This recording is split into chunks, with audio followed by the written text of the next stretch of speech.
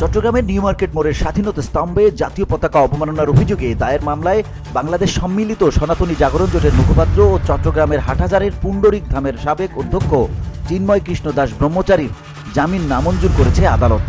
মঙ্গলবার Chittagong ৬ষ্ঠ metropolitan magistrate কাজী শরীফুল ইসলামের আদালত এই আদেশ দেয়। এর আগে সোমবার ঢাকার শাহজালাল আন্তর্জাতিক বিমানবন্দর থেকে তাকে গ্রেপ্তার করে পুলিশের গোয়েন্দা শাখা ডিবি। তার গ্রেপ্তারের বিষয়টি নিশ্চিত করেন ঢাকা মহানগর পুলিশের গোয়েন্দা শাখার অতিরিক্ত পুলিশ কমিশনার রেজাউল করিম মল্লিক। তিনি বলেন, পুলিশের একটি অনুরোধের প্রেক্ষিতে তাকে ডিবি গ্রেপ্তার করেছে। যারা আবেদন করেছে তাদের কাছে তাকে হস্তান্তর করা হবে।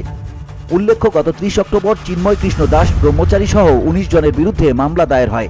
মোহাম্মদ ফিরোজ খান নামে এক ব্যক্তি বাদী হয়ে চট্টগ্রাম নগরীর কোতোয়ালি থানায় মামলাটি দায়ের করেন। জাতীয় পতাকা অবমাননার অভিযোগে রাষ্ট্রদ্রোহ আইনে এ মামলা দায়ের হয়। মামলার পরই দুজনকে গ্রেপ্তার করেছিল আইনশৃঙ্খলা বাহিনী। তারা হলেন রাজেশ চৌধুরী ও হৃদয় দাস।